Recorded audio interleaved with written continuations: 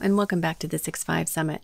I'm Shelley Kramer, one of the founding partners of Futurum Research, and on behalf of all of us at Futurum and Moor Insights, we're really glad that you're here. In this spotlight session, I have the honor of introducing my longtime friend Don Sherman, the CTO of Pega. Don's going to share with us today the best practices for building an enterprise low-code factory, and one that empowers businesses while also securing compliance, reducing risk, and promoting reuse. Pega is a leader in cloud software for customer engagement and operational excellence, and some of the world's most recognized and successful brands rely on Pega's AI-powered software to optimize every customer interaction on any channel, while also ensuring that their brand promises are kept. No small undertaking, to be sure. I'm really excited to hear what Don has to share. Let's take a look. Hi, I'm Don Sherman. I'm CTO and Vice President of Product Strategy and Marketing at Pega Systems. Thanks for joining my talk today. Just a little bit about me. I've been in the technology industry for 25 years. I'm an avid bicycle commuter back in the days in which we used to commute. I spent some years as an improv comic. It's where I met my wife. And together we have two amazing kids. Now, I put their picture up not just because they are awesome and cute, but to make a point. You see, my son Milo, he loves to build games in Roblox, and his sister Greta, she likes to build them in Minecraft. And both of them represent this new dynamic of programmers who don't use traditional code, but use low-code, visual tools in order to build the apps that they want. And in many ways, they reflect what organizations need. Gartner has said that through the next couple of years, the need of applications inside a business is going to grow at 5 times the rate of enterprise IT to deliver. So organizations are looking at low code as a way to involve a broader sphere of programmers and close that gap. But just because an app is low code doesn't mean that it's low IT. I still need to think about things like my enterprise data structure, my security policy, reuse so that I actually can grow and scale these things fast. How do I upgrade my apps? How do I ensure that they are continuously tested and that I can continuously release new innovations and new changes? And we found that the best way to do that is to design what we call a low-code app factory, to put in place the processes and the best practices and the technology that ensures seamless collaboration between business and IT, that ensures the packaging and the reuse of key elements, that ensure that all of your apps follow guardrails for use of data and security, to make sure that you have the best powerful automation and AI to build apps that not only just track data, but actually get work done and drive efficiency into the business. We've worked with clients such as National Australia Bank and Siemens to scale apps in as little as a few days, but all the way out to 35,000 and more users. The way I like to think about this app factory approach is it's almost like building a playground for the business.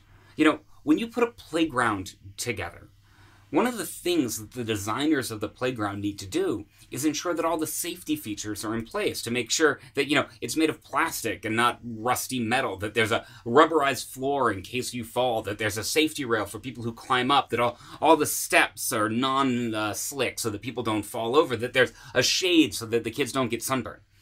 And a lot of what IT's role in low code is all about putting these guardrails, these safety controls in place so that the business quite literally has a playground in which they can innovate.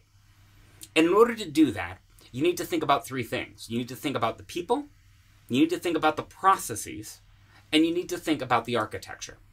Now, from a people perspective, there's a big who's who inside of low-code app development. There are citizen developers and business analysts who are people outside of the traditional development roles who are going to build apps. There are your traditional developers, and then they're your IT architects. And as we put together low-code, what we call communities of practice, we're rethinking what a traditional COE or Center of Excellence does. Instead of being the one thing through which all operations need to go, the Center of Excellence instead is an enabler. It enables these communities of practice of citizen developers and business analysts to build what they want. And it does that by clearly defining a set of guardrails through governors, people whose job it is to make sure that these guardrails and best practices are followed. And by most importantly, deploying coaches to actually work with each individual team and help them best understand how to apply low code. In fact, as business analysts and citizen developers get more mature, many of them graduate to become coaches. and enable other developers to start populating and fulfilling this need of all the apps that a business needs. So once you have the right people in place, you also need the right processes. And here, we've found great success in applying design thinking to low code. Design thinking and low code are like chocolate and peanut butter. They go great together. Low code really enables that agility and collaboration that design thinking drives. But to do that, you need a firm foundation. And that firm foundation comes in 3 pillars. First, making sure that your app begins by clearly defining the micro journeys, that chunk of a business process or a customer journey that the app is actually going to automate. And you usually do that by laying out the stages or steps that that journey flows through.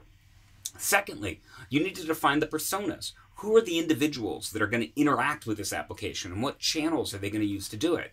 And then finally, what data is this app going to need, and what integrations are necessary to pull it in? By laying out that foundation, you enable fast collaboration between business and IT. We've seen organizations deploy apps in as little as 3 to 6 days by starting with this approach.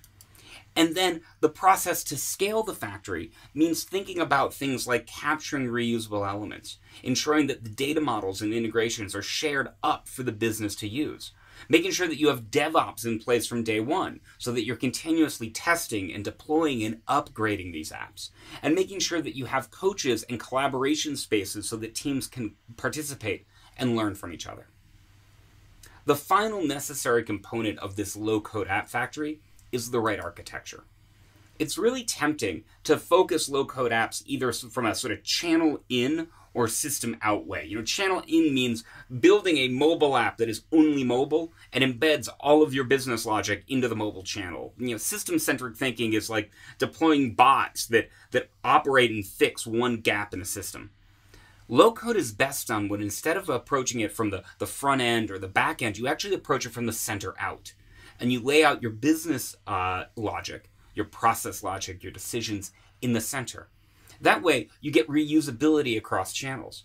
You also provide the ability to insulate your business developers from the complexity of your back-end systems. You can build data virtualization layers where you take core elements of data that the apps are going to need, like what does a customer or a product look like, and let IT define that so that it becomes a Lego block that a business person can easily pull into the rest of the application. And all the while, you are doing this and building out your application in layers. You're thinking about what's going to be common across multiple applications. What applications maybe belong to the same family or the same department and can reuse different elements. And how those applications layer up ensures that not the individual applications become silos, but instead they all become part of a broader fabric, interconnecting your business processes effectively for your business. If you do that, you can truly deploy a low-code app factory, something that repeatedly churns out successful applications. But that only happens not when low-code is treated as just a toy for the business, but as an enterprise tool that brings the business and IT together. Thank you for joining me.